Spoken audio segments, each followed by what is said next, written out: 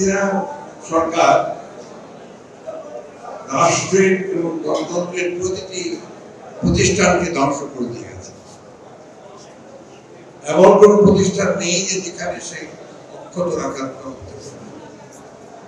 একদিকে political structure নষ্ট করেছে, অন্যদিকে ইকোনমিক স্ট্রাকচারকে ধ্বংস করে দিয়েছে।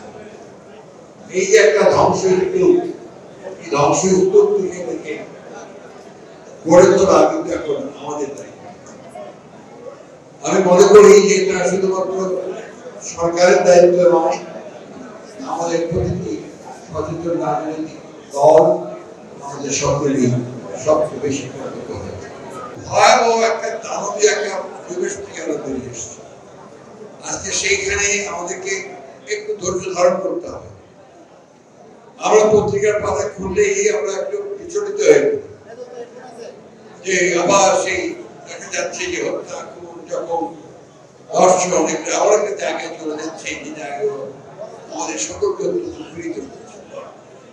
অন্যদিকে আমরা দেখছি যে ইয়াং জেনারেশন, বিশেষ করে ছাত্ররা অসহিষ্ণু হয়ে উঠছে। আবার দেখছি আপনার যে বিভিন্ন যে প্রতিষ্ঠানগুলো আছে, অর্গানাইজেশন আছে, তাদের কর্মীরা তারাও তাদের দাবি দেওয়া নিয়ে মনে হয় যে এটা আমাদের সকলের এই ব্যাপারে অত্যন্ত পেশেন্ট ধৈর্য ধরা হয়ে যাচ্ছে। আমরা এখন যেটা চাইছি অত্যন্ত আন্তরিকভাবে চাইব যেটা যে সরকার, প্রতিনিধি সরকার, আমরা সবাই মিলেই তাকে দায়িত্ব নিয়েছি। তিনি অতি অল্প সময়ের মধ্যে, আমি যেটা বারবার করে বলছি, অত্যন্ত অল্প সময়ের মধ্যে অত্যন্ত প্রয়োজনীয় যে সমস্ত সংস্কারগুলো প্রয়োজন, সেই সংস্কারগুলো করে দ্রুত জাতীয় সংসদ নির্বাচন